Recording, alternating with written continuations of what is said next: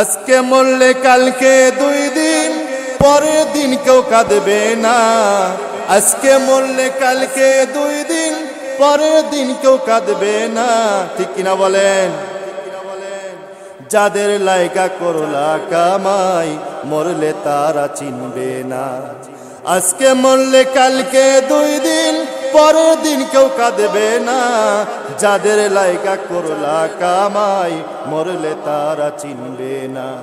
থাকতে সময় করো আমল, ঈমান করো খাঁটি। থাকতে সময় করো আমল, ঈমান করো খাঁটি। তোমার আমার শেষ ঠিকানা কবর না আমার মাটি। জোরে কোন ঠিক কিনা? সম্মানিত মুহতারাম মুআজ্জাম মুসল্লি ইকরাম, আল্লাহ তাআলা দরবারে আমরা প্রাণ খুলে অন্তর হৃদয় থেকে শুকরিয়া আদায় করি যে রব্বুল আলামিন আমাদেরকে পবিত্র জুমার দিনে আল্লাহ রাব্বুল আলামিন তার এই ঘরে আসার মতো বসার মতো সুযোগ করে দিয়েছেন। এই জন্য মালিকের শানে সবাই শুকরিয়া আদায় করি, বলি আলহামদুলিল্লাহ। আমার সম্মানিত মুসল্লি বাবাজিরা, যুবক ভাইরা, বৃদ্ধ বাবাজিরা, আপনারা সবাই কেমন আছেন? আলহামদুলিল্লাহ, আল্লাহ রাব্বুল আলামিন আমাকে ভালো রাখছে। কারণ আল্লাহ রাব্বুল আলামিন যে হালাতেই রাখছে, বান্দা যদি এরকম ভাবে আল্লাহর শুকরিয়া আদায় না করে, মুখটা মলিন যখন করে রাখি, বিভিন্নভাবে মুখ অন্ধকার রেখে আল্লাহকে বোঝাতে চায় আল্লাহ তুমি বেশি ভালো রাখো না। এই জন্য আল্লাহ রাব্বুল আলামিন যে হালাতেই রাখছেন, আল্লাহ পাকের শুকরিয়া আদায় করতে। সম্মানিত মুসল্লি ইকরাম, তো গত জুমায় যে আলোচনা করেছিলাম যে আল্লাহ রাব্বুল আলামিনের হুকুম ছাড়া, আল্লাহ রাব্বুল আলামিনের একটা হুকুম ছাড়া পৃথিবীতে এমন কোনো কাজ হয়নি। এমন একটা নিদর্শন আজ পর্যন্ত দেখাতে পারবেন না যে আল্লাহ রাব্বুল আলামিন ছাড়া এমন একটা কাজ দুনিয়ার জমিনে হয়েছে। সম্মানিত মুসল্লি বাবাজিরা, তা মূল কথা হচ্ছে এইটাই, আল্লাহ রাব্বুল আলামিন যদি আমাদের সৃষ্টি করেছেন, আল্লাহ রাব্বুল আলামিন আমাদের সৃষ্টি করে পাঠিয়েছেন দুনিয়াতে একমাত্র কেবলমাত্র শুধুমাত্র তার ইবাদত করার জন্য, তার দাসত্ব করার জন্য। কিন্তু মুসলমান সে আল্লাহ রাব্বুল আলামিনের দাসত্ব যদি আমরা না করি, তাহলে গত জুমায় বলেছিলাম আল্লাহ পাক বলতেছেন তুমি আমার জমিন থেকে আসমান থেকে তুমি বের হয়ে যাও। এবং আল্লাহ নিজেই বলতেছেন বান্দা পালাবা কোথায়, যাবা কোথায়, সব জায়গায় তো আমার জমিন, সব জায়গায় তোমার আসমান।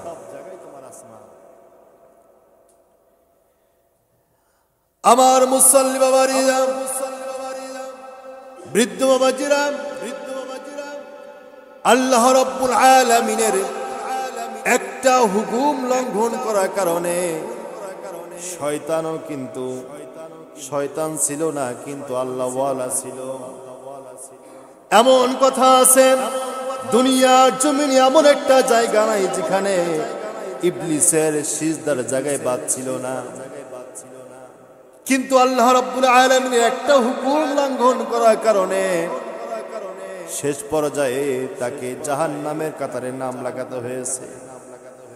আবার গভীর মন দিয়ে চিন্তা করেন, আদম আলাইহিস সালাতু ওয়াস সালাম সেও কিন্তু একটা হুকুম, একটা নিষেধ সে না মানার কারণে আল্লাহ রাব্বুল আলামিন তাকেও কিন্তু জান্নাত থেকে বের করে দিয়েছিলেন।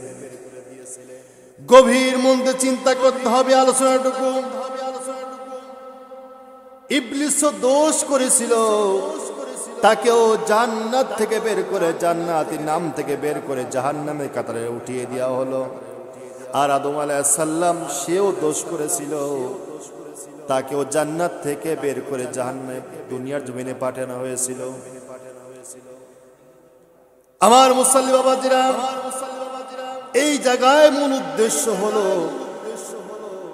ইবলিস যখন সে বুঝতে পারলো যে আমি দোষ করেছি, আমি আল্লাহ পাকের হুকুম আমি মানতে চাই নাই, না মানার কারণে সে কিন্তু বুদ্ধি খাটিয়েছিল যে আমি হলো এত বড় নামধারী, এত বড় আল্লাহ পাকের সৃষ্টি, আগুনের সৃষ্টি, কিন্তু মাটির সৃষ্টির কাছে আমি কেন মাথা নত করব? সে বুদ্ধি খাটালো। কিন্তু আদম আলাইহিস সালাম সেও বুঝতে পেরেছিল যে আমি দোষ করেছি। আল্লাহ পাক তো জান্নাতের ভিতরে অসংখ্য ফলমূল গাছ আল্লাহ পাক সৃষ্টি করে দিয়েছিলেন, কিন্তু আল্লাহ রাব্বুল আলামিন তো নিষেধ করেছিল যে ওই গাছটার কাছে যেও না, ওই গাছটা তোমরা ফল খেও না। আল্লাহ রাব্বুল আলামিনের হুকুমটা আমরা মানতে পারি নাই, যার কারণে আল্লাহ রাব্বুল আলামিন আমাকে জান্নাত থেকে বের করে আমাকে দুনিয়ার জমিনে পাঠিয়েছিল। এই জায়গায় আদম আলাইহিস সালাম তার বুদ্ধি খাটায় নাই, তার বিবেকের কাছে প্রশ্ন করেছিল যে আমি ভুল করেছি। আমার আল্লাহ পাক রব্বুল আলামিন কাল হাসরের ময়দানে আল্লাহ পাক আমাকে দাঁড়িয়ে জিজ্ঞাসা করে, আদম, তোমাকে আমি নিষেধ করেছিলাম জান্নাতের ভিতরে সব গাছের কাছে যাবা, সবগুলো তুমি ব্যবহার করতে পারবা, কিন্তু জান্নাতের ভিতরে এই গাছটাকে তুমি যেতে পারবা না।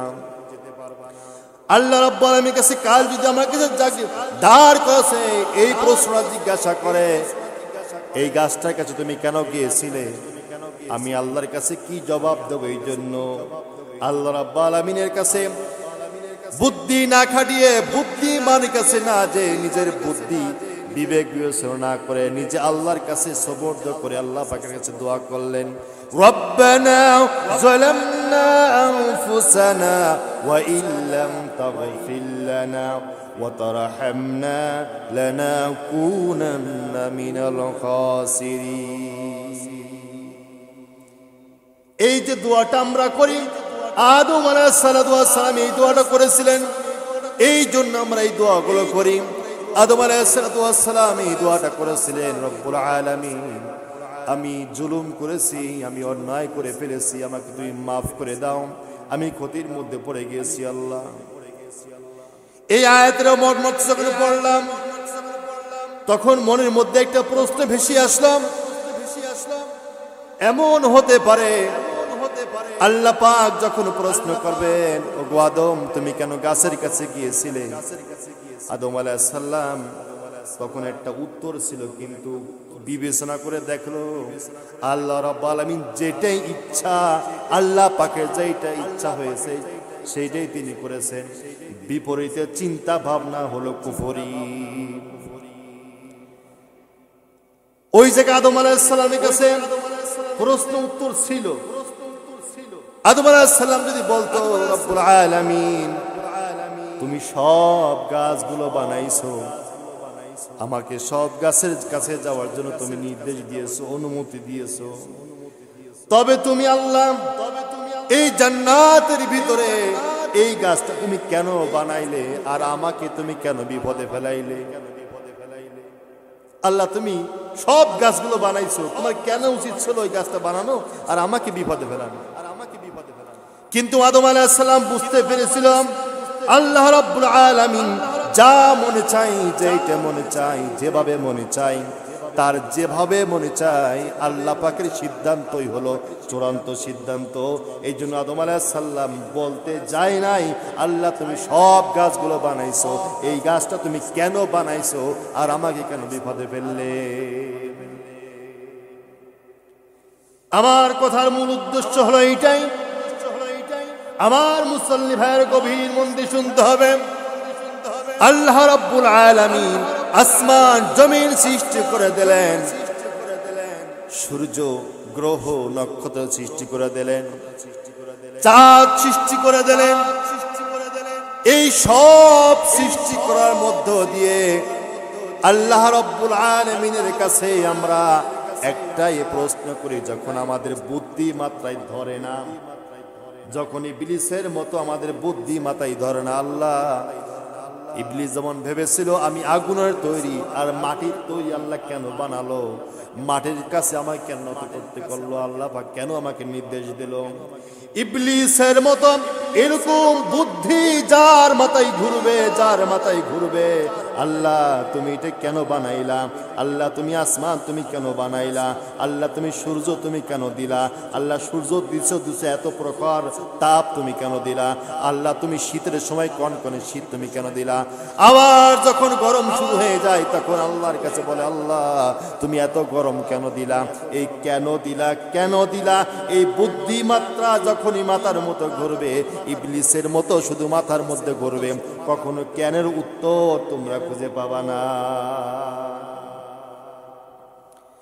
এই জন্য আল্লাহ রাব্বুল আলামিন যেইটি ভালো চাইছেন সেইটা আমাদের গ্রহণ করতে হবে। হঠাৎ যদি কারেন্ট চলে যায় তখন বলি আহারে কারেন্ট নেওয়ার সময় হলো না, তা কারেন্টটা নেবে কোন সময়? এই যে সময় সামনে শীত আসতেছে, এমন প্রকার শীত, প্রচন্ড শীত যখন শুরু হয়ে যাবে, আল্লাহ বুঝলো না এত শীত কেন আল্লাহ দিল, এরকম কথা বলে কি বলে না? কথা বলেন ঠিক কিনা? আবার যখন রৌদ্রের তাপ শুরু হয়ে যায়, প্রচন্ড গরম যখন শুরু হয়ে যায়, তখন কিছু লোক না বুঝে বলে ফেলে আল্লাহ তুমি এত কেন গরম দিলা, আল্লাহ বুঝলো না।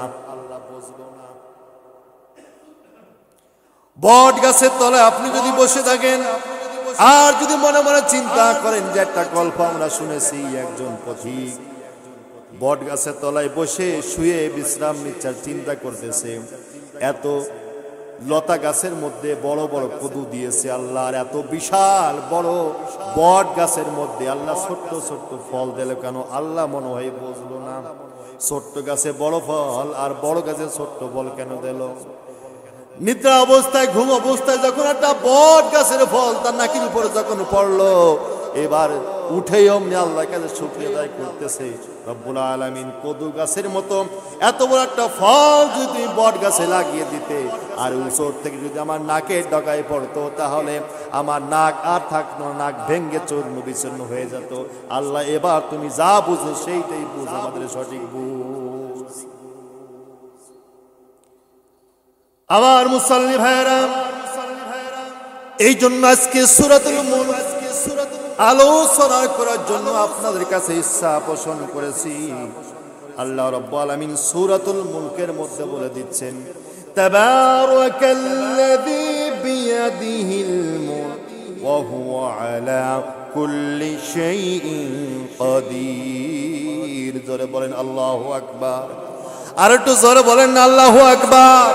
আরে আল্লাহর নাম না নিতে নিতে, আল্লাহু আকবার না বলতে বলতে, আল্লাহর ভালোবাসা না নিতে নিতে এখন কেন জানো আল্লাহর নামটাই অন্তর থেকে মুছে যাচ্ছে। কথা বলেন ঠিক কি ঠিক না?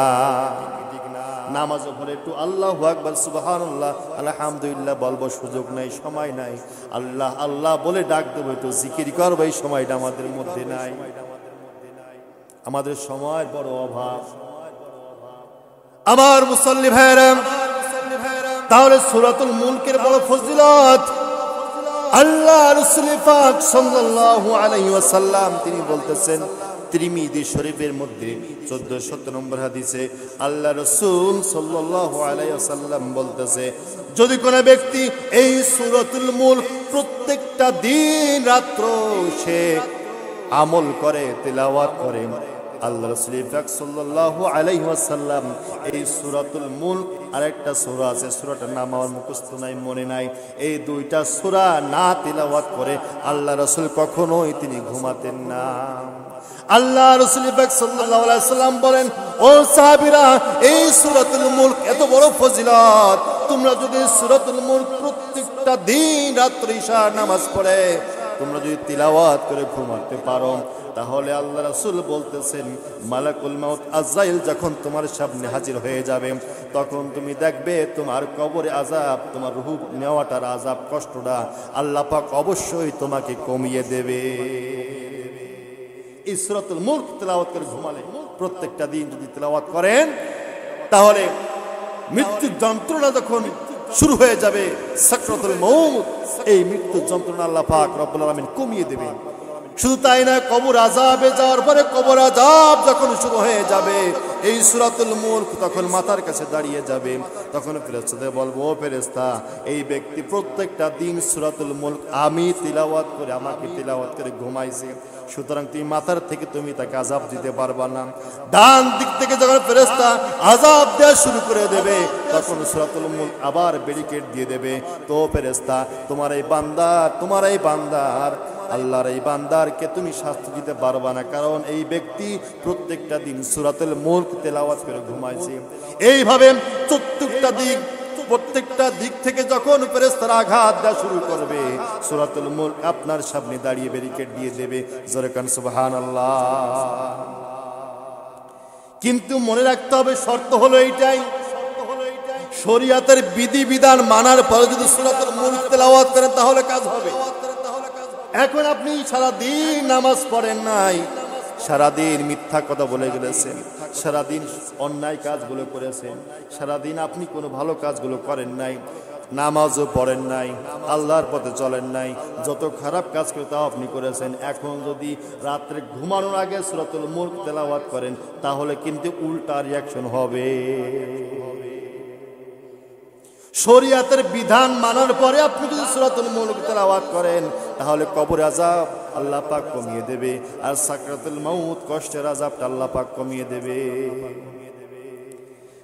আল্লাহ রাব্বুল আলামিন বলতেন, তাবারাকাল্লাযী বিহাদিল মুলক ওয়া হুয়া আলা কুল্লি শাইইন কাদির। ও আমার বান্দারা, তাবারাকা মানে বরকতপূর্ণ, রহমতপূর্ণ, দয়াময় আল্লাহ রাব্বুল আলামিন এই দুনিয়ার জগতের সব কিছুর মালিক একমাত্র আল্লাহ রাব্বুল আলামিন। ওহু আলা কুল্লি শাইইন কাদির। যা কিছু ভাবতেছো, যা কিছু মনে করতেছো না কেন, সব কিছুর উপরে হচ্ছে আমার আল্লাহ। আমি গত জুমায় বলেছিলাম, এমন একটা কথা, এমন একটা কাজ, এমন একটা ব্যবহার, এমন একটা জিনিস আপনি দেখাতে পারবেন না যে এটার মূল হচ্ছে আমার আল্লাহ। সুতরাং সেই আল্লাহর যদি সব কিছু হয়, আল্লাহ পাক যদি আমাদের সব কিছু হয়, আল্লাহ ছাড়া বিকল্প যদি কোনো পথ যদি না হয়, আল্লাহর মতো আল্লাহ যদি আর কেউ না হয়, সুতরাং আমাদেরকেও আল্লাহর কাছে প্রত্যাবর্তন করতে হবে। আজ না হোক কাল অবশ্যই দুনিয়া থেকে আমাদের বিদায় নিতে হবে।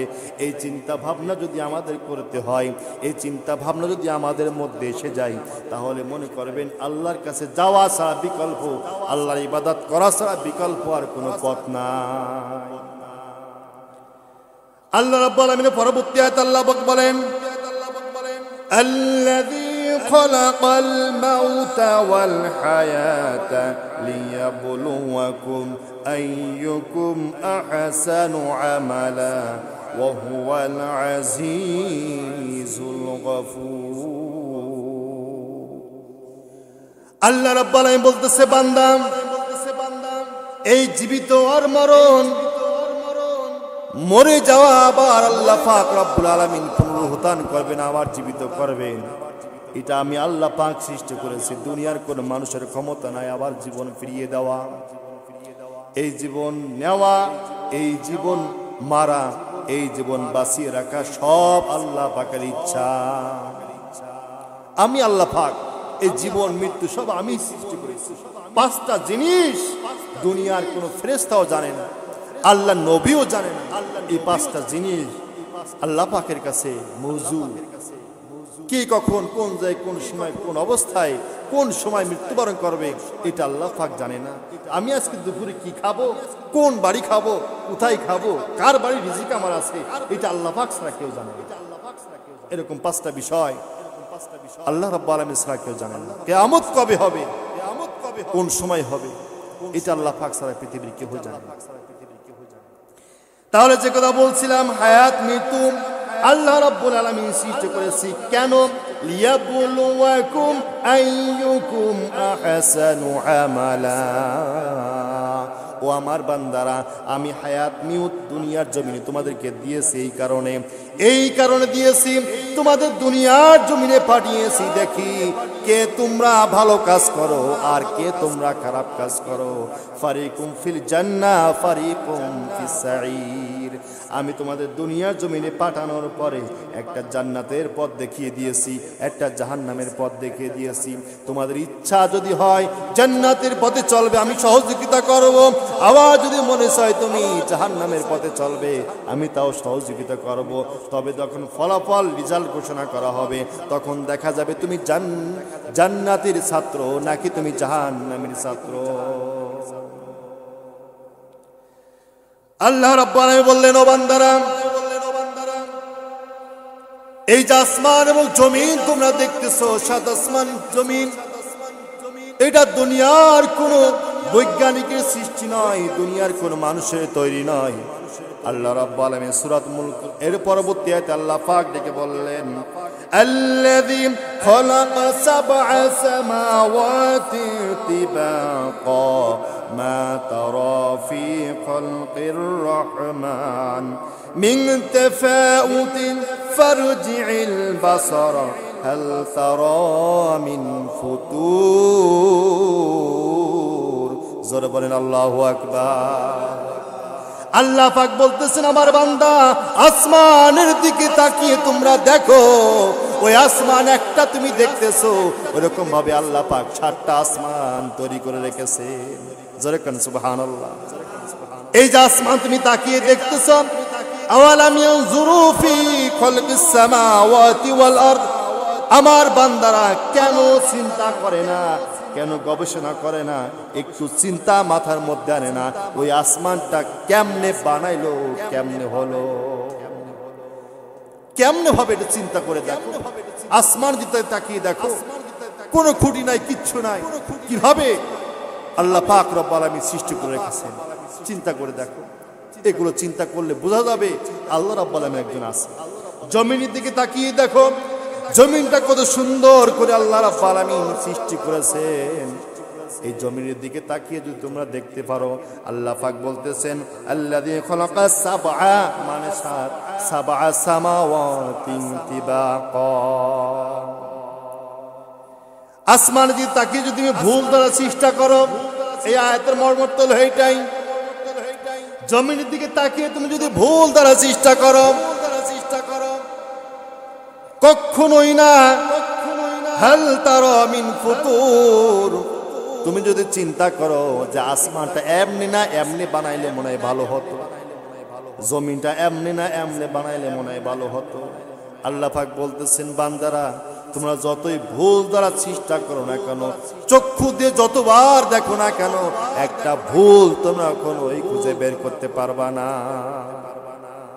আসমান জমিন ভুল দ্বারা চেষ্টা করো, চক্ষু দিয়ে তাকিয়ে দেখবে, হাল তারা মিন ফুতুর, চক্ষুর দৃশ্য তোমাদের ফিরে চলে আসবে, কিন্তু গবেষণা করে শেষ করতে পারবা না যে আসমানটা কেমনে বানাইলো আল্লাহ, জমিনটা কেমনে বানাইলো আল্লাহ। এই সবগুলো চিন্তা করলে আর মৃত্যুর কথা স্মরণ করলে অবশ্যই আমরা ভালো পথে আসার চেষ্টা করি। কিন্তু একবার চিন্তা করে দেখেন, আল্লাহ রাব্বুল আলামিন আসমান জমিন সব কিছু সৃষ্টি করলেন, দুনিয়ার জমিনে সব সৃষ্টি করার পরে কিন্তু আমরা কিন্তু অবশ্যই মরে যাব, আজ না হোক কাল মরবই, ঠিক না? এর থেকে রেহাই কেউ পারতে পারবে না। একবার চিন্তা করে ধরো, হারে এই যে ডেঙ্গু মশা, একটা ছোট্ট একটা মশার আল্লাহ পাকের সৃষ্টি, দুনিয়ার কোনো বৈজ্ঞানিকরা তৈরি করে নাই। আল্লাহ পাকের মাখলুক, ছোট্ট একটা মশার কামড়ে হাজার হাজার মানুষ বর্তমানে ডেঙ্গু জ্বর আক্রান্ত হয়ে দুনিয়া থেকে বিদায় নিচ্ছে। আর ডেঙ্গু মশা এত বড় পাওয়ার, ওদের ক্ষমতা, কে চেয়ারম্যান, কি মেম্বার, কে মাতব্বর, কে হুজুর, কে সবারে যারে ভাই সমানে কামড়ায়, ঠিক কিনা?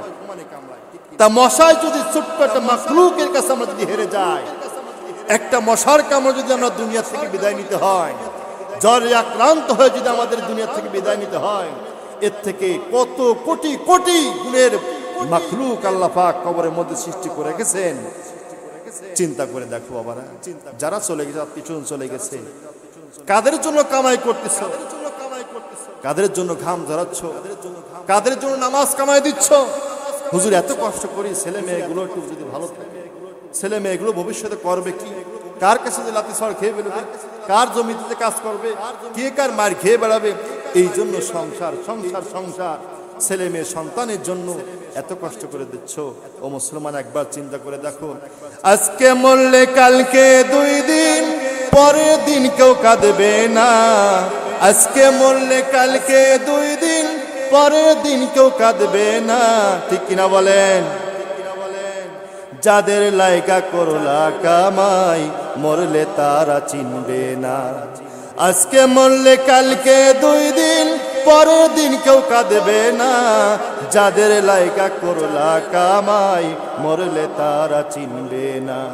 থাকতে সময় করো আমল, ঈমান করো খাঁটি। থাকতে সময় করো আমল, ঈমান করো খাঁটি। তোমার আমার শেষ ঠিকানা কবর না আমার মাটি। জোরে কোন ঠিক কিনা? কাদের জন্য কামাই করতেছো একবার চিন্তা করে দেখো। মরার পরে চোখের সামনে দেখো, ছেলে বাপ মরে যাচ্ছে, ছেলে কয়দিন কাঁদবে, আবার যা তাই। ওই বছরের শেষে একদিন মিলাদ দেবে, সবে কদর, সবে বরাত, মাসে মাঝে যদি মনে পড়ে স্বপ্নে দেখে 1 কেজি জিলাপি এনে শেষ। আমি তাদের জন্য তো কষ্ট করতেছি। সুতরাং আসুন আমার বাপজানেরা, ভাইয়েরা, আমরা সবাই হুঁশিয়ার হয়ে যাই, সতর্ক হয়ে যাই। নিজের কামাই, নিজের পথের পাথর আমরা গুছিয়ে আমরা কবরের দিকে রওনা হই। আল্লাহ রাব্বুল আলামিন আমাদের সকলকে সঠিক বুঝটা দান করুক। সকলে বলি আমিন। ওয়া আখির দাওয়ানা আলহামদুলিল্লাহি রাব্বিল আলামিন। আসসালামু আলাইকুম ওয়া রাহমাতুল্লাহি ওয়া বারাকাতুহু।